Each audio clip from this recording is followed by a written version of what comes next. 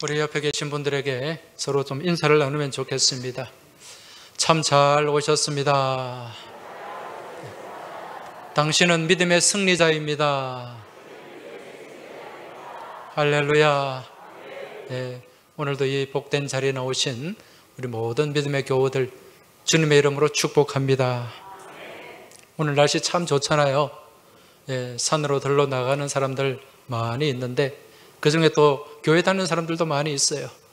그럼에도 불구하고 오늘 이 예배 자리를 사모하고 또 주일을 성수하기 위해서 이 자리에 모인 우리 모든 믿음의 교우들, 하나님께서 불꽃 같은 눈동자로 바라보고 계시는 줄로 믿습니다. 또 이 예배 기쁘게 흠양하실 줄 믿습니다. 요즘 들판에 나가면 오곡백과가 무르익어 있습니다. 저는 가끔 이 김해, 명지 이쪽을 이렇게 지나가다 보면 마음이 무거울 때가 많이 있어요. 왜 그런 거 하니, 여러분 이 김해는 우리나라 대표적인 곡창이잖아요. 우리나라 3대 평야 그러면 저기 전라도에 있는 호남평야, 나주평야, 김해평야가 속하는데 그 중에 이 김해평야는 낙동강 이 삼각주, 이 삼각주에 있는 정말 기름진 정말 옥토 중에 옥토인데, 이런 땅이 아파트가 지어지고 공장으로 바뀌고 그러면서 저는 촌에서 자라잖아요. 그러다 보니까 마음이 편치 않을 때가 있습니다. 여러분, 요즘 우리가 이 우크라이나 전쟁을 보면서 이제 앞으로 식량이 이게 무기화가 될 수 있다는 것 우리가 지금 경험하고 있거든요. 당장 우크라이나의 전쟁으로 인해서 밀 수출이 안 되니까 이 곡물 가격이 얼마나 폭등해 버립니까? 이 세계적인 곡창이라고 할 수 있는 우크라이나, 또 미국의 대평원, 아르헨티나 이런 나라에서 이 곡물을 무기화해 버리면은 앞으로 심각한 식량 위기를 우리가 겪을 수 있다는 것입니다. 자, 이렇게 이 김해 땅, 이 김해 평야가 좋은 땅인데 여러분, 지금 이러한 땅들이 많이 사라지고 있어요. 지난 추석 때 제가 시골에 가서 하룻밤을 지내고 왔는데 그 시골에 가서 저희 아들과 함께 옛날 저희 부모님들이 이제 농사를 지었던 그 땅 중에 이 다랭이 논이 있어요. 다랭이 논. 여러분, 다랭이 논이 뭔지 아시죠? 이 산자락에 거기에 땅이 좀 있었는데 거기가 어떻게 됐는가 한번 가봤어요. 가봤더니 완전히 쑥대밭이 됐더라고요. 농사를 안 지으니까. 요즘 그런 땅은 농사를 안 짓거든요. 왜냐하면 농기구가 들어가기 힘들고 그렇다 보니까 그냥 버려진 땅이 되었는데 온갖 잡초들이 무성하고 또 거기에 여기저기 사람들이 쓰레기도 갖다 버리고 그렇게 버려진 땅, 죽은 땅이 되어 있는 것을 볼 수가 있었습니다. 여러분, 이처럼 농사를 짓는 밭이나 논은요, 평소에 잘 기경을 하지 않으면 금방 잡초가 무성해져 버립니다. 우리 교회도 여기 화단이 있고 한데 이 잡초를 제때 뽑지 않으면요 금방 돌아서면은 잡초가 무성해져요. 농가 밭은 더 하겠죠. 그런데 이런 잡초들, 또 여러 가지 많은 자갈이나 돌들, 이런 것들을 제거해 주지 않으면 금방 그 땅이 박토가 되어버립니다. 그래서 옛날 우리 조상들은요, 이 농사를 짓는 농부들을 세 단계로 구분을 했습니다. 어떻게 구분했냐면 상농이 있고, 상농이 아니고 상농, 상농이 있고 중농이 있고 하농이 있어요. 여러분, 상농은 어떤 농부를 말하는 걸까요? 이 상농은 밭을 잘 일구는 사람이에요. 밭을 잘 가꾸고 거름도 주고 객토도 하고 그렇게 해서 농사를 잘 지을 수 있는 그런 좋은 땅을 만드는 농부, 그런 농부를 최고로 쳐줍니다. 상농이라 그래요. 그럼 중농은 뭘까요? 이 중농은 작물을 잘 가꾸는 사람, 벼를 심고 보리를 심고 피도 뽑아주고 또 물도 잘 대주고 그렇게 잘 관리하고 가꾸는 사람을 중농이라고 합니다. 그럼 하농은 이것도 저것도 아닌 사람, 게을러 터진 사람, 논에 가보면, 밭에 가보면 벼나 잡초나 거의 반반으로 그렇게 자라는 그런 농부는 하농으로 친다는 거죠. 그러니까 제일 좋은 농부는 땅을 잘 관리하고 잘 일구는 사람이라는 것입니다. 왜냐하면 농사를 아무리 잘 지어도요, 땅이 안 좋으면, 땅이 박토가 되어버리면 농사 결실이 없습니다. 그래서 성경에도 보면은요, 이 땅에 대한, 좋은 땅에 대한 말씀들이 나오잖아요. 마태복음 13장에 보면은 씨 뿌리는 비유가 나옵니다. 그 씨 뿌리는 비유에 보면 예수님께서 이제 4가지 종류의 땅을 얘기하지요. 먼저 첫 번째는 어떤 땅이 있습니까? 길가와 같은 땅이 있어요. 단단하게 굳은 땅입니다. 두 번째는 돌짝밭, 자갈밭이 있죠. 세 번째는 이 가시나무가 무성한, 가시덤불이 무성하고 온갖 잡초가 많은 그런 땅들. 네 번째는 좋은 땅, 잘 기경된 좋은 땅. 먼저 이 길가와 같은 땅에 씨가 뿌려졌는데 어떻게 됐어요? 새들이 와서 다 물고 가버립니다. 돌짝밭에는 조금 씨앗이 뿌리를 내리긴 했습니다만 그 팔레스타인 태양이 얼마나 뜨겁습니까? 해가 뜨니까 다 말라 죽어버립니다. 가시떨기가 있는 나무는, 밭은, 거기는 씨앗이 자라서 조금 자라긴 했습니다만 이 가시의 세력이 너무 세니까 제대로 자라지 못하는 거예요. 열매가 없는 거죠. 그런데 좋은 땅에 떨어진 씨앗은 어떻습니까? 건강하게 잘 자라가지고 30배, 60배, 100배의 결실을 거둘 수 있었다는 것입니다. 자, 그렇다면 여기서 앞서 말씀드린 길가와 같은 땅, 자갈밭, 또 가시덤불이 무성한 땅, 이런 땅은 무슨 땅이라고 얘기할까요? 오늘 본문에 나오죠. 오늘 말씀 3절을 보면은 뭐라고 말씀합니까? 여호와께서 유다와 예루살렘 사람에게 이와 같이 이르노라. 너희 묵은 땅을 갈고 가시덤불에 파종하지 말라. 이런 땅, 가시덤불이 무성하고 자갈이 무성하고 단단하게 굳어있는 땅, 이런 땅은 무슨 땅이다? 묵은 땅이다. 이 묵은 땅이라는 말은 설명드린 것처럼 방치된 땅이에요. 관리가 되지 않는 땅. 그로 인해서 온갖 잡초와 또 가시와 독초들이 가득한 땅, 이 땅이 묵은 땅이라는 거죠. 성경에서는 자주 우리의 심령을, 사람의 심령을 무엇으로 비유하는가? 밭으로 비유하고 있습니다. 그래서 우리의 심령의 밭 또한 평소에 잘 기경이 되어 있으면, 잘 관리가 되면 무엇이 자라지 않는다? 잡초가 자라지 않아요. 독초가 자라지 않아요. 그런데 이게 제대로 기경되지 않고 관리되지 않는다면 나도 모르는 사이에 우리 심령의 밭에 무엇이 올라온다고요? 잡초가 올라오고 독초가 올라오고 가시가 올라오게 됩니다. 이런 밭을 뭐라고 얘기합니까? 쑥대밭이라고 합니다. 쑥대밭. 쑥대밭 심령이 되어버리는 거예요. 제가 예전에 부목사로 사역을 할 때 서울구치소에 면회를 한번 간 적이 있었어요. 거기에 그 교회 집사님 한 분이 수감이 되어 있었는데, 이분은 좀 공직에 있던 분인데 좀 고위직에 있던 분이에요. 그런데 뭔가 어떤 잘못된 일에 연루가 되어가지고 그렇게 이제 구치소에 수감이 되어서 또 재판을 받는 그런 과정에 있었는데, 제가 가서 면회를 하는데 거기 한 몇 개월 있는 동안 평소에 제가 보던 그분의 모습이 아니었어요. 평소에는 굉장히 점잖하고 또 인자한 모습이 보이는데 그 잠시 얘기를 하는데 굉장히 격앙되어 있더라고요. 자기는 억울하고 이용당하고 배신당했다. 그러면서 그 말하는 한마디 한마디 그 표정 가운데 가시가 무성하게 돋아있는 것을 볼 수가 있었습니다. 그 환경이 그렇게 만드는 거지.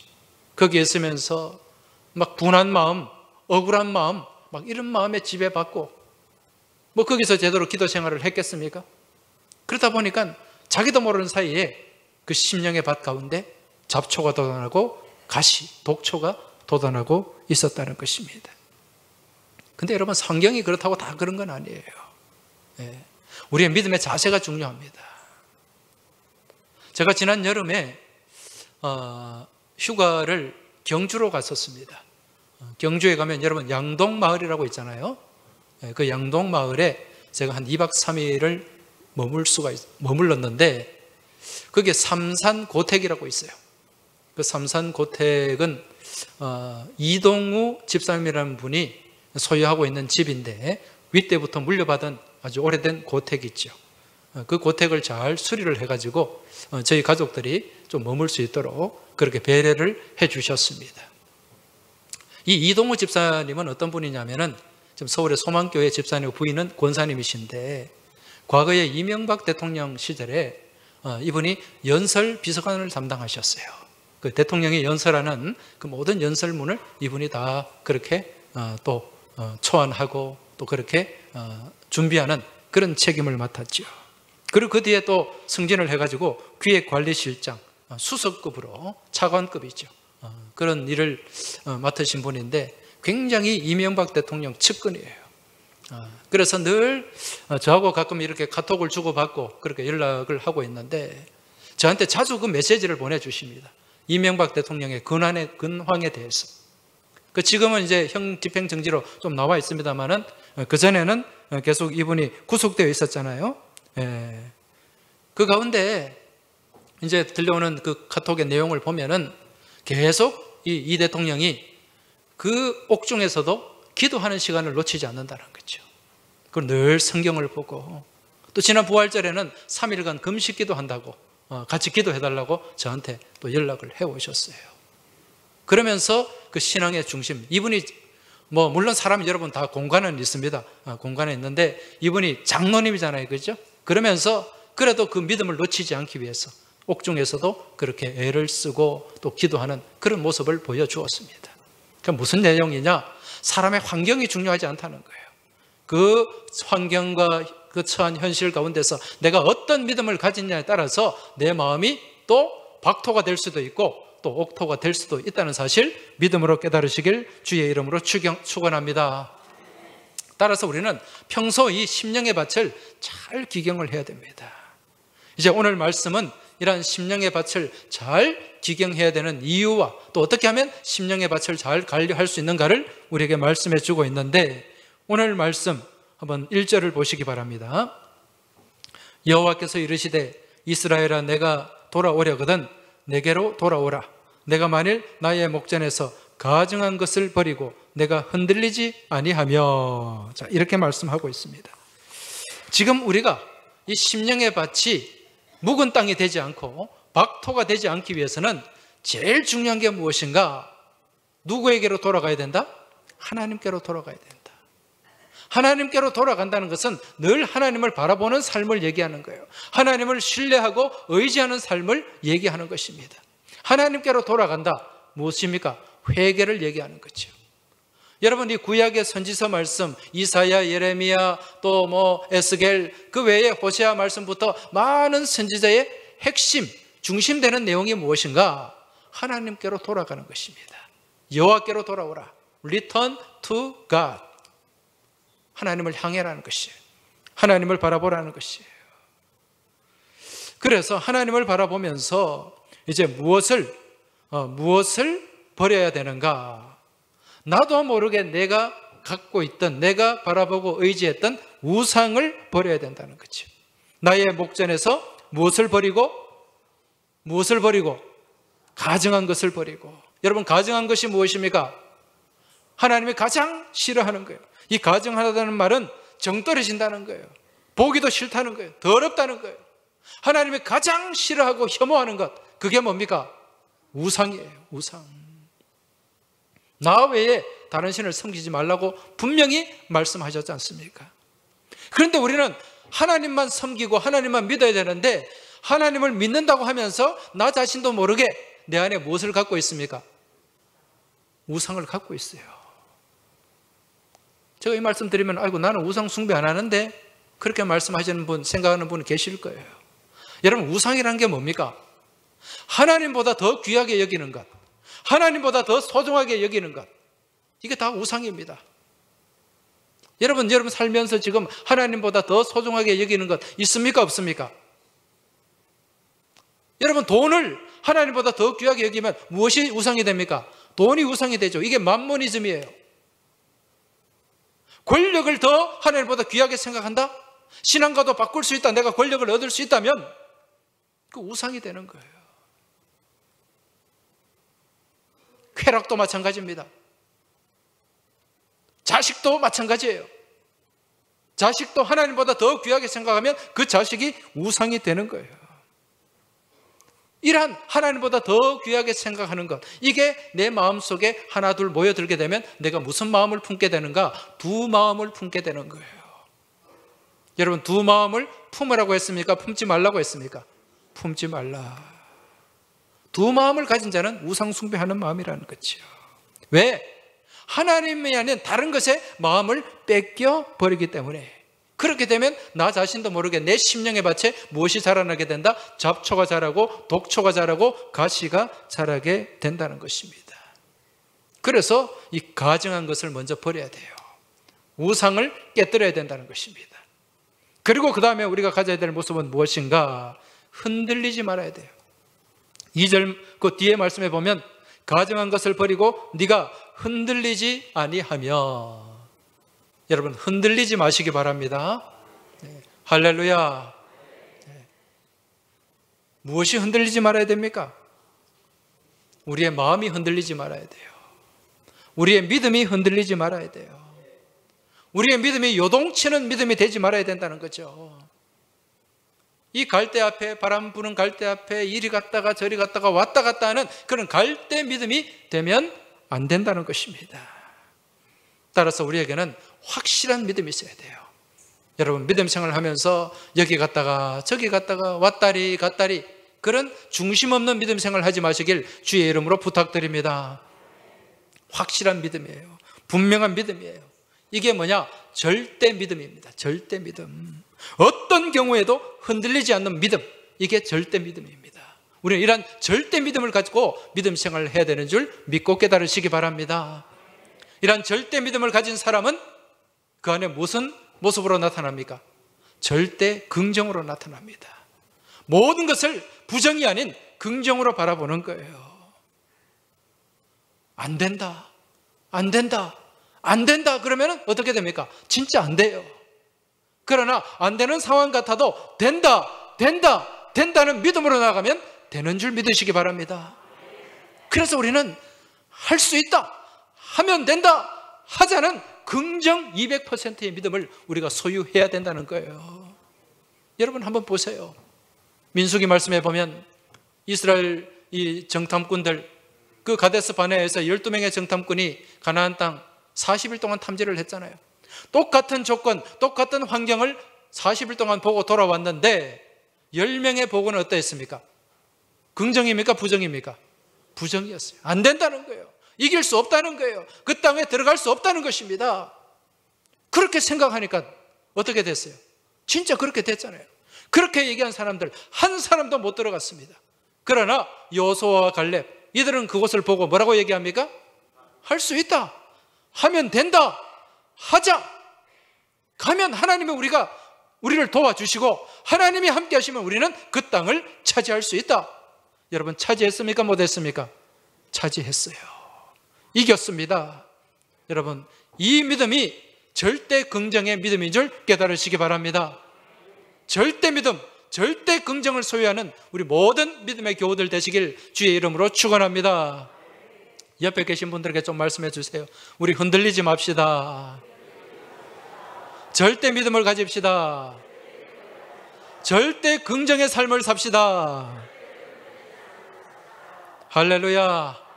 아무리 힘들어도 답답하고 어려워도요, 절대 믿음, 절대 긍정을 가진 사람은 그 가운데 길이 열리게 됩니다.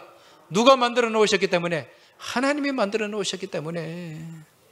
근데 의심하는 자는요, 하나도 못 얻어요. 얻으려고 생각도 하지 말라고 하나님이 말씀하십니다. 야고보서 1장 6절에서 7절 말씀 보면 의심하는 자, 흔들리는 자죠, 그죠? 의심하는 자는 마치 바람에 밀려 요동하는 바다 물결 같으니 이런 사람은 무엇이든지 죽게 얻기를 생각하지 말라.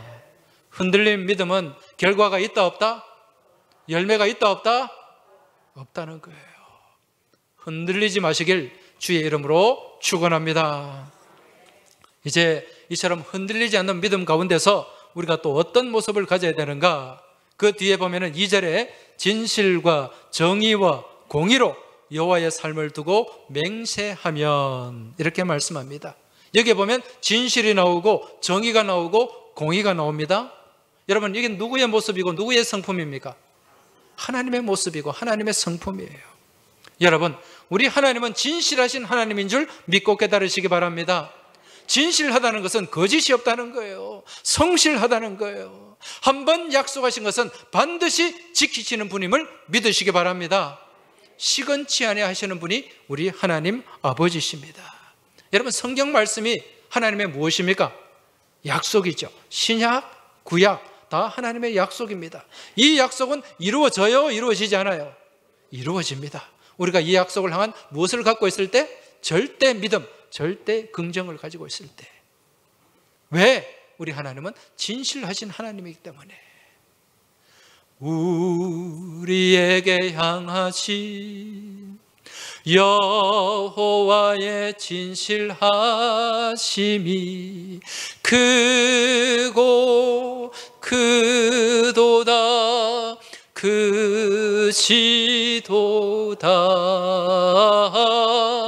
크고 크도다, 크시도다. 다시 한번, 우리에게 향하신, 우리에게 향하신 여호와의 진실하심이 크고 크도다, 크시도다, 크고 크도다, 크시도다. 할렐루야. 우리 하나님은 진실하신 하나님입니다. 진실하신 하나님, 그리고 또 정의로우신 하나님, 공의의 하나님이 우리 아버지 하나님이신 줄 믿으시기 바랍니다. 정의와 공의의 하나님, 좌로나 우로나 치우치지 않습니다. 언제나 공평하신 우리 하나님이신 줄 믿으시기 바랍니다. 이러한 하나님을 믿고 신뢰하고 절대 믿음, 절대 긍정으로 나아갈 때 우리의 심령이 새롭게 기경되는 줄 믿으시기 바랍니다. 우리 안에 있는 온갖 잡초와 독초와 가시떨기가 다 사라지게 되는 줄 믿으시기 바랍니다. 이제 마지막으로 우리가 이제 또 제대로 기경되기 위해서는, 우리의 심령에 이 기경이 완성되기 위해서는 어떤 모습을 가져야 되는가? 4절 말씀 보시기 바랍니다. 유다인과 예루살렘 주민들아, 너희는 스스로 할례를 행하여 너희 마음 가죽을 베고 나 여호와께 속하라. 할렐루야. 스스로 무엇을 하라? 할례를 행하라. 스스로 할례를 하라는 거예요. 가죽을 벗겨내라는 것입니다. 이게 무엇인가? 믿음의 혁신입니다. 여러분, 혁신이라는 말 자주 쓰잖아요. 이 혁신의 뜻이 뭡니까? 혁자가 가죽 혁자예요. 신자는 새로울 신자. 무엇을 새롭게 한다? 우리의 가죽을 새롭게 하는 거예요. 가죽을 새롭게 하려면 어떻게 해야 됩니까? 이 묵은 가죽을 벗겨내야 됩니다. 혁신이 이루어지려면 가죽을 벗겨내는, 그 묵은 것을 잘라내는 아픔과 고통이 있어야 된다는 거죠. 그냥 되는 게 아니에요. 오늘 말씀에 보면 4절에 너희 마음 가죽을 베고 나 여호와께 속하라. 이게 믿음의 혁신인 줄 믿으시기 바랍니다. 우리의 마음의 가죽을 베어내야 돼요. 이처럼 마음 가죽을 베고 하나님께 속할 때 우리 안에 무엇이 이루어지는가? 갱신이 이루어지게 되는 줄 믿으시기 바랍니다.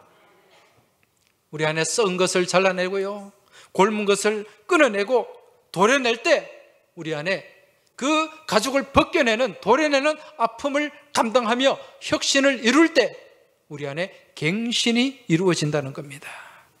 여러분, 갱신이라는 말은 또 무슨 말입니까? 갱자가 고칠 갱자죠. 고쳐서 새롭게 되는 거예요.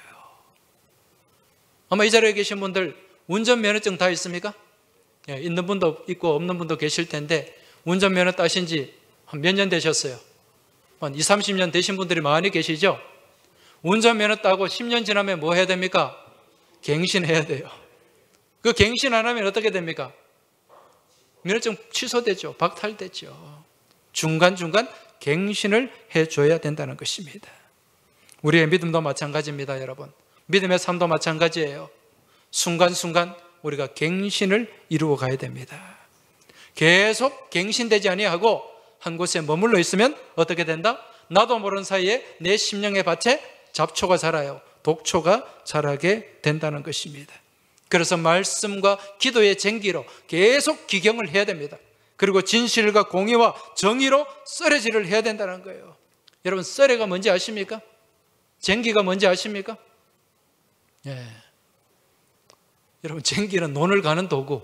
예, 인터넷에 한번 찾아보십시오.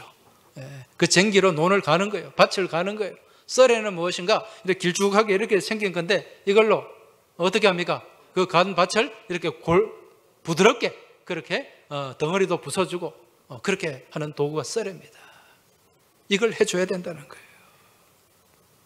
그래야 믿음의 갱신이 이루어집니다. 또 한 가지 질문을 드릴게요. 오늘 이 자리에 혹시 갱년기 맞이하신 분 계십니까? 예. 갱년기 지금 중에 있는 분도 있고 갱년기 지난 분도 있고 또 갱년기가 올 분도 있을 거예요. 여러분, 갱년기가 뭡니까? 갱년기. 이 갱자가 무슨 갱자예요? 다시 갱자. 예, 해년자죠. 그러니까 우리의 인생의 이 횟수를, 이 인생의 이 나이를 새롭게 갱신해야 된다는 거예요. 갱신해야 될 때가 됐다는 거예요. 왜 그렇습니까? 우리가 인생을 한 40년, 50년 이렇게 살다 보니까 몸도 마음도 좀 많이 낡았잖아요. 그것 갖고 계속 그래가면 병들 수밖에 없고 주저앉을 수밖에 없다는 거예요. 그럼 갱년기가 다가오면 어떻게 돼요? 새롭게 무엇을 해야 된다? 갱신을 해야 된다는 거예요. 갱신하지 못하면 주저앉게 되지만 갱신이 이루어지면 새롭게 비상하는 인생을 살아가게 될 줄 믿습니다. 여러분, 독수리라는 짐승, 이 독수리는 하늘의 제왕이잖아요. 이 독수리가 몇 년 사는지 아십니까? 독수리가 사람하고 비슷하게 살아요. 70년을 삽니다. 70년을 살 수 있대요. 그런데 상당수 독수리는 40년을 살고 소명을 끝냅니다. 자, 이 40년, 독수리가 40년 정도 되면 어떻게 되는가? 여러분, 독수리의 그 부리 한번 보세요. 얼마나 이 부리가 날카롭습니까? 근데 한 40년 정도 되면 독수리의 그 날카로운 부리가 굽어버려요. 그 독수리의 그 날카로운 발톱, 이 발톱으로 그냥 토끼도 채고 뭐 온갖 짐승들 채가잖아요. 근데 한 40년 정도 지나면 이 날카로운 발톱도 다 무뎌져 버립니다. 그리고 날개, 이 깃털도 오래되다 보니까 이게 너무 무거워져요. 그러니까 날지도 못하고 사냥도 못하는 거예요. 거기서 그냥 그대로 있으면 독수리는 어떻게 됩니까? 죽습니다. 그런데 이 독수리가 어떻게 하는가? 이제 독수리가 그 벼랑, 바위에 있는 벼랑에 집을 지어 놓고요. 거기에 앉아서 뭘 하는가? 그 바위 벼랑에 자기의 주둥이를 찢습니다. 부리를 찧어요. 찧어서 어떻게 하는가? 그 부리를 다 깨뜨려 버립니다. 그렇게 깨뜨려 버리면 피도 나겠죠. 엄청난 고통이 따르겠죠. 그런데 보름 지나고 한 달 정도 지나면 새로운 부리, 날카로운 부리, 신상 부리가 나오게 됩니다. 그 날카로운 부리가 나오면은요, 그 다음에 뭘 하는가? 그 무뎌진 발톱을 다 물어서 뜯어냅니다. 얼마나 아프겠어요. 지 발톱 뜯어내는데. 그렇지만 그 독수리가 뜯어내는 거예요. 그리고 이 무거운 깃털을 뽑아버립니다. 깃털을 뽑아버리면 그 뒤에 그 발톱이 새로운 날카로운 발톱이 나오게 되고 새로운 깃털이 몸에 나오게 됩니다. 갱신이 이루어지는 거예요. 40년이 되면 독수리도 갱년기가 와요. 근데 그때 주저앉지 않고 갱신하는 독수리는 30년을 더 살 수 있답니다. 그래서 70년이 되는 거예요. 그렇게 갱신된 독수리는 힘차게 날개짓을 하면서 비상하고 다시금 이 공중의 제왕으로서 자리매김을 하게 된다는 것입니다. 여러분, 우리의 믿음의 삶 또한 마찬가지입니다. 우리가 믿음의 삶을 살면서 또 인생을 살아오면서 알게 모르게 우리의 마음도 우리의 영적인 그런 모습도 많이 둔감해지고 무뎌지고, 그래서 이 말씀을 향한 불의도 굽어버리고 이 기도를 향한 이 발톱도 묻어져 버리고, 그렇게 나도 모르게 그렇게 된다는 거예요. 그러면 우리의 심령의 밭에 무엇이 자라게 됩니까? 잡초가 자라죠. 독초가 올라오죠. 묵은 땅이 됩니다. 이건 어쩔 수 없는 거예요. 특히 여러분, 지난 우리가 코로나 3년의 세월을 지나면서 우리가 예배에 얼마나 어려움을 겪었습니까? 이 3년의 세월을 지나면서 나 자신도 모르게 우리 스스로 나태해져 버리고 말았어요. 제대로 기경이 되지 않았습니다. 3년 정도 지나다 보니까 곳곳에 각자의 심령 가운데 지금 잡초가 올라옵니다. 지금 잡초가 무성한 심령들도 있어요. 독초가 올라와 있는 심령도 있어요. 가시가 무성한 심령도 있습니다. 그렇게 되다 보니까 모든 게 귀찮은 거예요. 예배 드리는 것도 귀찮아요. 봉사하는 것 귀찮아요. 옛날엔 정말 열심히 교회 학교에서 찬양대에서 또 어디 교회 기관에서 열심히 섬기고 봉사하고 헌신했는데 그런 마음이 다 사라집니다. 헌신도 안 해요. 하나님 앞에 헌금 생활도 제대로 하지 않습니다. 안 그랬는데 심령에 잡초가 돋아나니까, 가시가 돋아나니까 하나님께 드리는 것도 아까운 거예요. 못 드리는 거예요. 부담 없이 신앙생활을 하려고 합니다. 편하게 신앙생활을 하려고 합니다. 영적으로 나태해진 거예요. 게을러진 것입니다. 그 유튜브로 여기가 좋사오니, 지금 우리 교우들도 유튜브로 드리는 분들 계실 텐데 아마 몸이 불편하거나 여러 가지 어려운 형편에 져 있기 때문에 그렇게 예배 드리는 줄로 믿습니다. 그렇지 않고 저기 터널 지나서 어디 딴 데 가보면요, 귀찮아서 그냥 집에서 늦게 일어나서 유튜브 안에 앉아 있는 사람도 있고, 또 여러분 요즘 개척교회가 안 돼요. 개척교회 섬기던 사람들도 코로나 지나면서 많이 떠났다 그럽니다. 왜 그런지 아세요? 개척교회 있다 보면 내가 이것도 해야 되고 저것도 해야 되고 너무 힘들거든. 오히려 대형교회는 더 늘어났어요. 그 사람들이 어디로? 대형교회로 간 거예요. 거기 가니까 다 갖춰져 있어. 내가 신경 안 써도 돼. 그냥 주일날 딸랑 와가지고 예배만 드리고 아무 간섭도 안 받고 그렇게 편하게 신앙생활을 할 수 있으니까. 여러분, 미안하지만 그 10년 가운데 무엇이 돋아나 있습니까? 잡초가 돋아났다는 거예요. 독초가 무성하다는 것입니다. 여러분, 이제 기경해야 됩니다. 코로나 3년 지나면서 우리가 믿음의 열심도 지금 많이 잃어버렸어요. 믿음의 열정도 많이 잃어버렸어요. 믿음의 열망도 많이 잃어버렸고 믿음의 야성도 많이 잃어버리고 말았습니다.